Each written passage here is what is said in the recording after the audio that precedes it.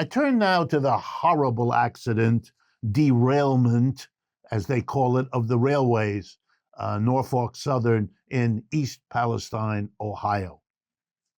I don't want to add to the details the 45,000 animals that have died from the toxic fumes, the illnesses the people there have suffered and will continue as the consequences flow, the horrible failure of that railroad to be safe in what it does, and the failure of the government regulators to catch and prevent what the private railroads were doing. The failures are everywhere, but there is a crucial lesson.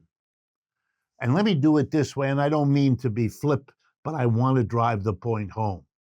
Railroads, airlines, all kinds of companies like that provide services like to have slogans that go something like this: safety is our number one priority.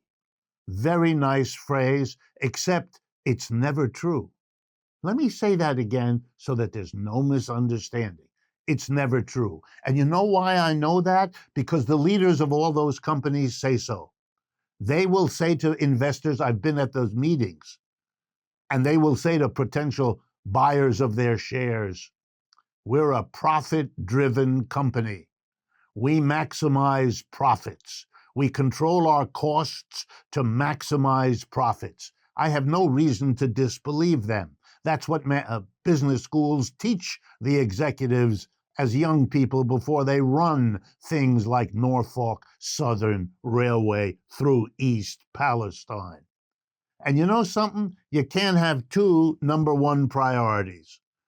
If it's profits, that's one thing. If it's safety, it's another. And what the derailments on our rail system, which happen every day, the numbers coming out now about derailments are stunning how often they occur.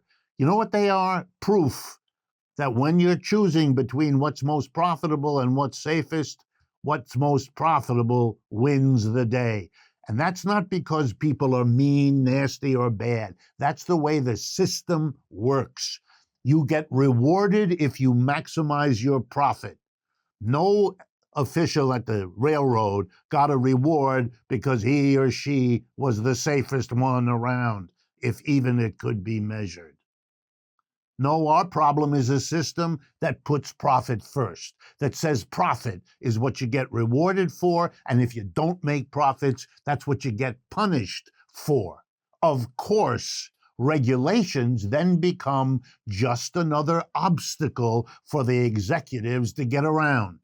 Just like a supply chain disruption, just like agitated workers, just like another tax. It's something to evade, to avoid, to minimize, to get around. And all the studies showing what the folks at Norfolk Southern did show you what lengths they went to abort the safety regulations, to get around them, to suspend them. It never stops. But it's important to understand that's because of a system that, in fact, puts profits first.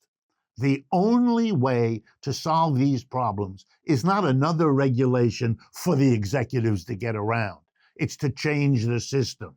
Railroads could and should be run by a combination of the workers who work there and the citizens affected by the railroad as its customers and as the people living where the tracks run. If they together managed, they'd make sure safety was taken care of, because safety would in fact be their number one priority and not profits, which is what capitalism arranges is the system focus. And that's the problem. No one should mistake it for being anything else when considering what happened in East Palestine, the tragedy of that place.